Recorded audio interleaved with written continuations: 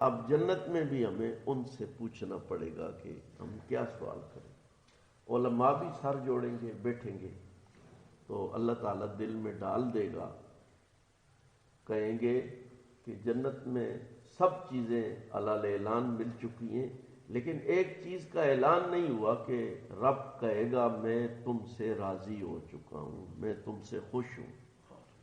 جنتی کہیں گے کہ اے پروردگار سب چیزیں مل چکی ہیں، یہ اعلان بھی آپ کی طرف سے ہو جائے.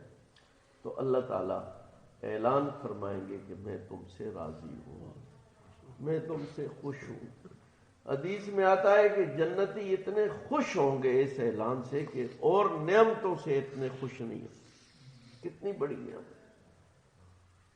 وہ پروردگار کہے گا میں تم سے راضی ہوں. اب صحابہ کرام رضی اللہ عنہم کا مقام دیکھیں. اللہ نے دنیا میں انہیں فرما دیا رضی اللہ عنہم ورضوا عنہ، میں ان سے راضی ہوں، خوش ہوں، یہ مجھ سے راضی ہیں. اتنا بڑا مقام ہے. جنہوں نے ایمان کے ساتھ حضور علیہ الصلوۃ والسلام کو دیکھا ہے، کیسے ظالم اور بدبخت ہیں جو ان پر تنقید کرتے ہیں، ان پر جج بن جاتے ہیں، فلاں نے یہ کیا، فلاں نے یہ کیا. تمہیں کیا پتا ہے؟ تیرا باپ وہاں موجود تھا، اس نے کیا، اس نے کی. تاریخ میں لکھا ہوا ہے. جھوٹی چیزیں بھی لکھنے والوں نے لکھ دی. ہمارے پاس جو سب سے محفوظ اور مضبوط چیز ہے وہ قرآن ہے. قرآن کہتا ہے رضی اللہ عنہم ورضوا عنہ. قرآن کہتا ہے اولئک الذین امتحن اللہ قلوبہم للتقوی. اللہ نے ان کے دلوں کا امتحان لیا ہے. خدا کہہ رہا ہے ان کے دل ٹھیک ہے، اندر سے، باہر بھی ٹھیک ہے، ان کے دلوں کا میں نے امتحان لیا ہے. اولئک هم الفائزون اولئک هم الراشدون. یہ مقامات اللہ تعالیٰ خود دے رہا ہے. سب سے بڑا قرآن کے مقابلے میں تاریخ کی کیا حیثیت. حضور علیہ الصلوۃ والسلام نے درجات اور مقامات دیے، اس کے مقابلے میں باقی چیز کی کیا حیثیت. نام لے لے کے حضور علیہ الصلوۃ والسلام نے فرمایا ہے یہ جنتی ہیں. 10 صحابہ کے عشرہ مبشرہ، اس میں خلفائے راشدین بھی شامل ہیں. اب ایک کہتا ہے نہیں جی میں ان سے ناراض ہوں، تو ہم اسے کیا کہیں گے کہ یہ تو کتا ہے، اس کا کیا اعتبار ہے. رب کی طرف سے جب اعلان ہو رہا ہے، کیا قرآن میں نہیں ہے یہ سب کچھ موجود ہے. حضور علیہ الصلوۃ والسلام نے فرمایا اصحابی کا نجوم، میرے صحابہ ستاروں کی طرح ہے. بے ایہم اقتدیتم اہتدیتم، جس کے بھی پیروی کرو گے، جس کے بھی پیچھے چلے گے تم ہدایت پہ آ جاؤ. تو اللہ تعالیٰ جنت میں فرمائیں گے میں تم سے راضی ہو گیا. جنتی بہت خوش ہو جائیں گے. کسی نعمت پہ اتنی خوشی نہیں ہوگی جتنی اس اعلان پہ خوشی ہوگی کہ اب یہ دیکھیں ساری نعمتیں کس پر ملیں گی؟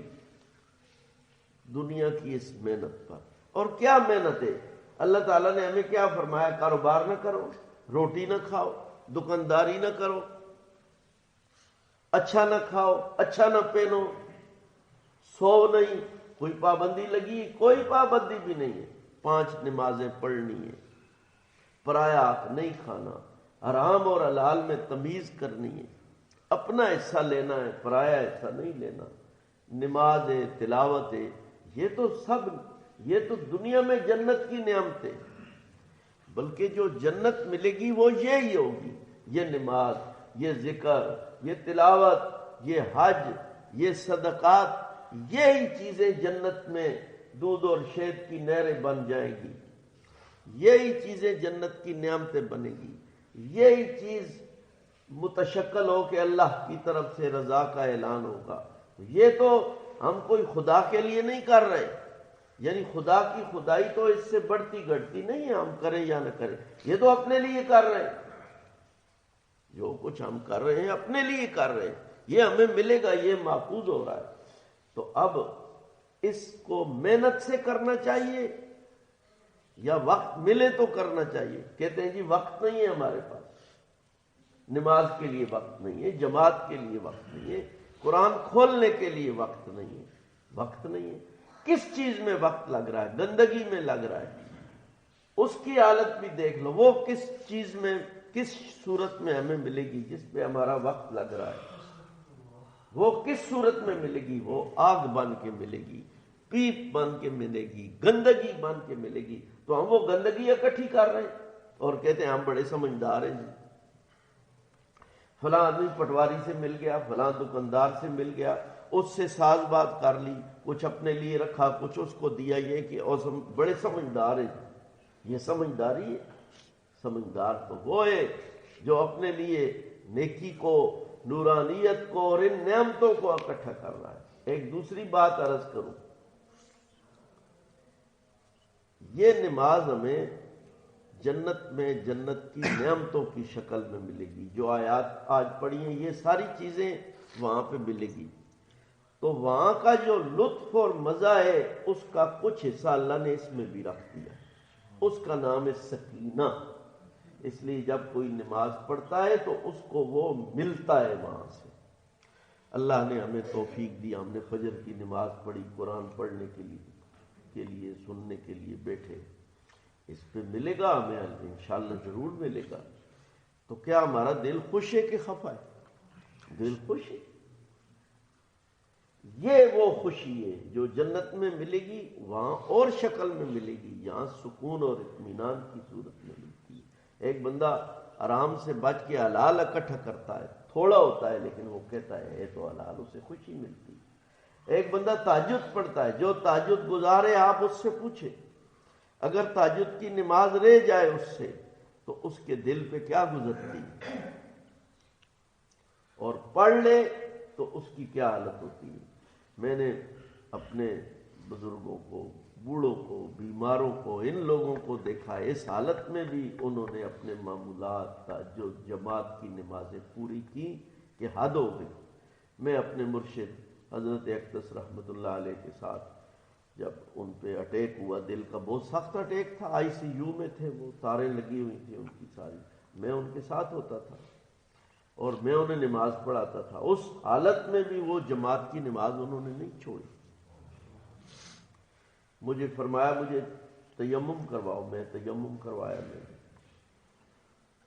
فرمایا نیچے کپڑا بچھا، میں نے کہا جی آپ چارپائی پہ نماز پڑھ لیں، اٹیک ہوا ہے رات کو، یا انہوں نے جو میں کہہ رہا ہوں، میں نے کپڑا بچھایا، میرے ساتھ انہوں نے عصر کی نماز تھی، 2 رکعت ہم نے نیت کی، اسلام آباد میں تھے، میں بیٹھ کے انہوں نے 1 رکعت پڑھی، دوسری رکعت کے لیے میں کھڑا ہوا تو میں نے دیکھا وہ بھی کھڑے ہو رہے ہیں ساتھ، آہستہ آہستہ آہستہ آہستہ بہت دیر لگا کے کھڑے ہو گئے سیدھے۔ ہم معمولی سی بات ہے کرسی بچھا لیتے ہیں، بیٹھ کے نماز پڑھتے۔ اس حالت میں ڈاکٹر دوڑ کے آ گئے، وہ ہمیں کہنے لگے تم کیا کر رہے ہو؟ ہم مریض کا خیال رکھ سکتے ہیں، ہم آپ کو نکال دیں گے، تمہیں نہیں پتا ان کی کیا حالت ہے۔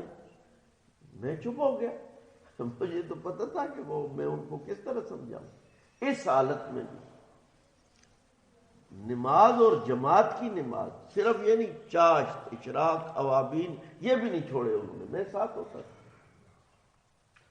پہلے دن اسپتال میں، یعنی رات ساری تکلیف رہی، پہلے دن اسپتال میں جب داخل ہوا ICU میں، وہاں کسی کو جانے بھی نہیں دیتے تھے۔ اپنے بیٹے کو، بڑے بیٹے تو اس وقت سعودیہ میں تھے، درمیانے تھے قاضی محمد راشد صاحب، میں بھی ساتھ ہوتا تھا، تو اسے فرمایا کہ کاغذ پر چند صورتیں بتائی، سورہ تکاثر لکھو، سورہ اخلاص لکھو، سورہ کوثر لکھو۔ اس نے لکھی اور فرمایا مجھے دکھاؤ، تو انہوں نے دیکھا، فرمایا مجھے یہ صورتیں یاد ہیں، میں اپنی یاد سے پڑھتا ہوں، لیکن میں روز قرآن کو دیکھتا ہوں، آج میرا ناغہ ہو گیا، میں قرآن کو دیکھ کے پڑھتا ہوں، یہ اللہ کا کلام ہے، آج میرا ناغہ ہو گیا، یہ پہلا دن ہے اسپتال میں، آج میرا ناغہ ہو گیا۔ بات بھی نہیں کر سکتے تھے۔ میں جب دیکھنے کے لیے گیا، شیشے سے نظر آ رہے تھے، مجھے اس طرح بلایا، اس طرح میں گیا، آہستہ آہستہ بات انہوں نے کی، فرمایا تم نے یہیں رہنا ہے، میرے پاس جانا نہیں، میں نے کہا ٹھیک۔ تو اس حالت میں انہوں نے، تو میں نے اس طرح کے مریضوں کو، ان لوگوں کو دیکھا، یہ عبادت میں لطف ہے، مزہ ہے، ذائقہ ہے۔ ایک نشئی ہے، ایک پوڈری ہے، اسے بیوی بچے نکال دیتے ہیں، گھر سے نکال دیتے ہیں، نالے میں، گندگی میں، کہاں کہاں چلا جاتا ہے، اپنا کام نہیں چھوڑتا، اسے گندی لذت ملتی ہے اس سے۔ اور جس کو نماز کی لذت مل گئی، جس کو تلاوت کی لذت مل گئی، جس کو ذکر اور تہجد کی لذت مل گئی، وہ کب چھوڑتا ہے؟ لیکن یاد رکھیں، دو چیزوں سے یہ لذت ختم ہو جاتی ہے، ایک آرام کھانے سے اور ایک بد نظری سے۔ بد نظری اور حرام، یہ دو ایسی چیزیں ہیں جو عبادت کی لذت کو ختم کر دیتی، ورنہ یہ لذت کہیں بھی ختم نہیں ہو سکتی۔ حضرت لاہوری رحمۃ اللہ علیہ کے ملفوظات میں نے پڑھا، انہوں نے فرمایا ایک نوجوان میرا مرید ہے اور وہ بہت ذکر کرتا ہے، پہلے بھی کرتا تھا، اب بھی کرتا ہے، تو اس کے جسم میں اللہ تعالیٰ نے نورانیت پیدا کر دی۔ رات کے اندھیرے میں وہ انگلی نکالتا تھا تو بیٹری سے زیادہ، ٹارچ سے زیادہ روشنی ہو جاتی۔ وہ میرے پاس آیا، رونے لگا، میں نے کہا کیا مسئلہ ہے؟ حضرت لاہوری رحمہ اللہ فرماتے، اس نے کہا جی وہ نعمت مجھ سے چلی گئی، ذکر تو میں کرتا ہوں، فرمایا تم سے بد نظری ہوئی۔ اس نے کہا آپ کی بات ٹھیک ہے۔